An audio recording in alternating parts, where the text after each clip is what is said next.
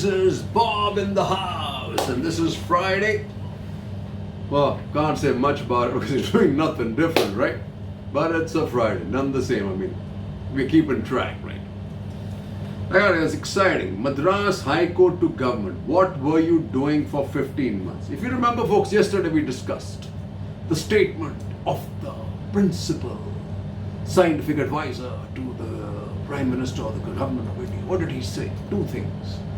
First is, no experts predicted the intensity of this wave. Wow. I wonder which experts he is talking to. A lovely bunch of people. Obviously with no technical bent, maybe Baba Ramdev, maybe some other guys from the Mela, the Kumbh Mela. I don't know, because almost everybody I spoke to had warned us that the second wave is coming. Almost everybody in the world was saying that. But our principal advisor says, hey, heck no. And then what does he say? He says 1 year is not enough time to build up infrastructure. Which world is he living? Is he telling the world that this country is full of just rubbish? We can't build up an infrastructure. Other way, you've got all these guys from all these TV showing these hospitals going up, and Radha Swami hospitals going up in 1 day, 2 days, which is also nonsense, however. But still, what we needed was a vaccination plan 1 year ago. If you had that, you would not have had that problem. If you had maintained social distancing, if you had maintained your COVID protocols, this would not have happened. If you had not allowed all this crazy election campaigns, this would not have happened. Because the other problem these guys are saying is that elections did not cause this. If almost 100% it did. It's shown as in a spike in Tamil Nadu, spike in Kerala, spike in Assam. We're just waiting to see, and now West Bengal is also up there, folks. Oh, okay. Then what do we have? Counter one-sided world media narrative on government's pandemic failure, Jaishankar tells diplomats. Don't the diplomats have anything better to do for a foreign minister? How can you counter one-sided? It's not one-sided. We are all saying it. Indians are saying it. Most of the people who are reporting there are Indians. Shashi Tharoor's op-ed is being carried in the Los Angeles Times, Barkha Dutt is in New York Times and everywhere else. And now you'll say they're all anti-Indian. Oh, let's grow up, sir. You got much better things to do, bigger things to do. Then you have FB blocks hashtag against PM by mistake, later restores it. This is doing the round. Hashtag against PM, basically a hashtag says PM Modi resign. And that hashtag actually really does need to see a lot of light. Then what do we say? We have patients dying outside hospitals at home, cities uncounted fatalities. Okay, that's true, that's what's happening. That's why we are underreporting our deaths. But if we underreport numbers, folks, we really are never going to come to grip with this. As this one says, only a proper data system can help India tackle COVID-19 better. True that.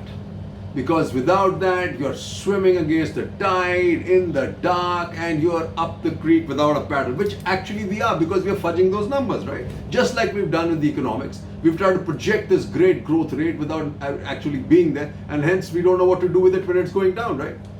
Country likely to face vaccine shortage till July, ISB study. ISB says till July. That actually depends on the speed of vaccination. So I think the ISB is wrong.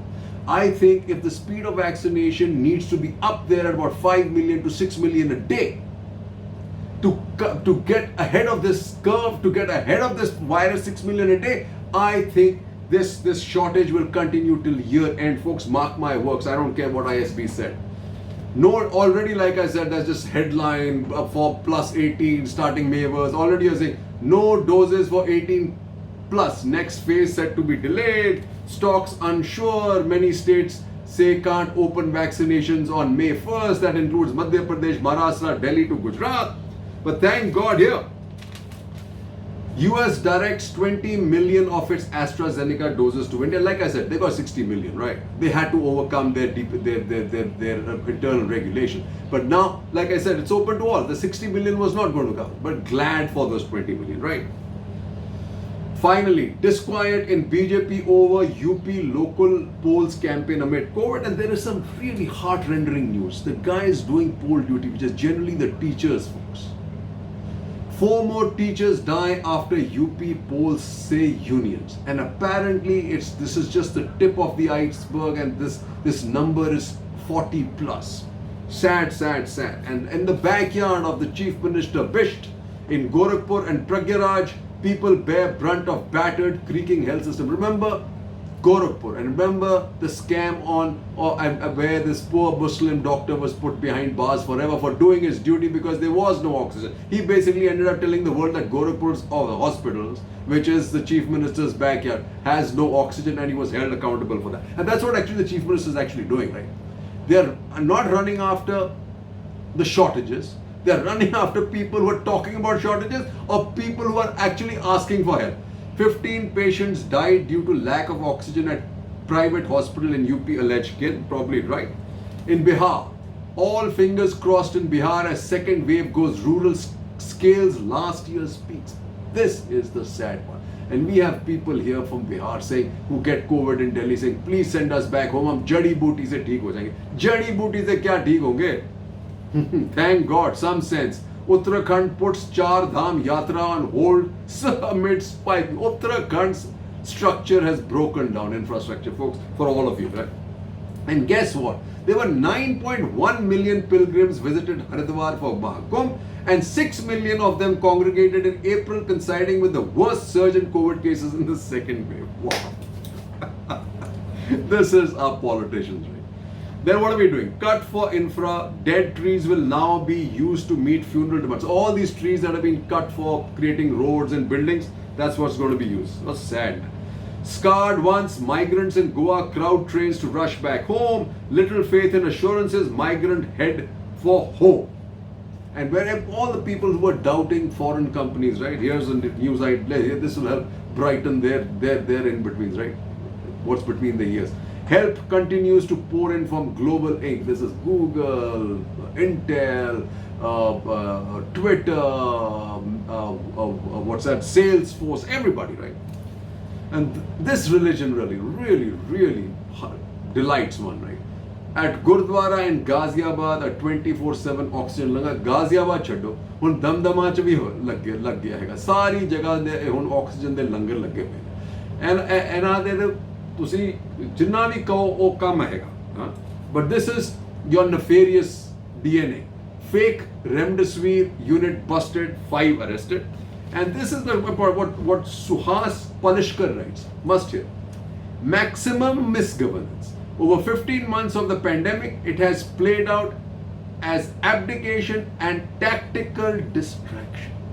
Tactical distraction and as abdication of their duties. Post-lockdown, the pandemic disappeared from center public's communication. Suddenly, everything was dumped into the laps of states. At any point, such a large-scale human tragedy required statesmanship, partnership, and collaboration. But misgovernance began with a one-way street to salvation in the early stages, and then degenerated into a dirty blame game.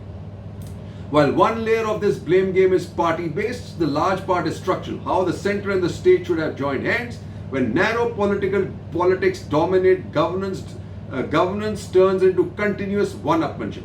When one party begins doing that, the temptations of doing the same becomes attractive for other parties to consolidating the syndrome, folks.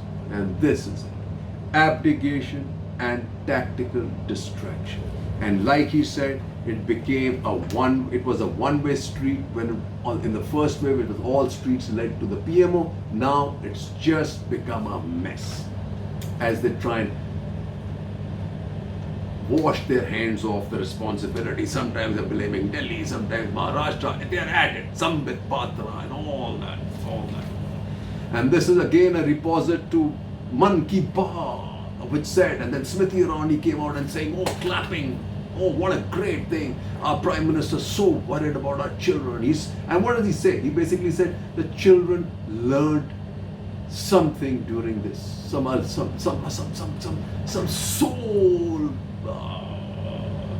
I guess something that in the soul they learned. But I guess it is the kids, this is what it is. The kids are not all right. Mental health of children and young people has been severely affected by the pandemic. Policy and public discourse must listen to their distress, reconsider priorities. But will we? That's the question. Are we set up for that? Do we have a DNA for it? Not at all. Not the way we treat our children. Not the way we treat our children. And then the next circus has started, where all the clowns are on the stage and all the cheerleaders, which is all your media, especially TV media, CNN, IBM, TM, all at this. Oh, well, yesterday with Rahul Kanwara, I was talking to this Dilip Ghosh turncoat from TMC to BJP, telling him, लगता है कि आप ये छक्का लग रहा है कि आप आउट हो जाएंगे. I'm so excited. He's forgotten where we are, what kind of position India is in. He's only worried about वो छिक्का लगेगा नहीं छिक्का लगेगा. Who cares who wins now, folks? The number of people dead. Does anybody care? Not really. Not really. At one time, I probably would have. Now it really doesn't matter. But I'm glad if these polls come right for the South. I'm happy. At least there's one place you can keep this heartless party out of. A quick correction on my heading: 4 more teachers die after UP polls. Duty says unions. Basically, it says the teachers unions say 577 teachers have died due to COVID after doing duty in the 4-phase panchayat polls. Uttar Pradesh Prathamik Shikshak Sangh said this figure rose to 702 on Thursday, folks. A direct connection to elections. And they say elections had nothing to do with it. Bob in the house. And that's what it is, folks. Calling it a day. What I say is this is the end of the week. Shubha khair, adab, sat sri akal. But now I'm going to always end with Chardi Kala and Vaheguru Ji ka Khalsa, Vaheguru Ji ki Fateh, because these boys from the Sikh boys and all their foundations are really stepping up to the plate to help us out in this time of need, as they always have, right, folks? Sat Sri Akal.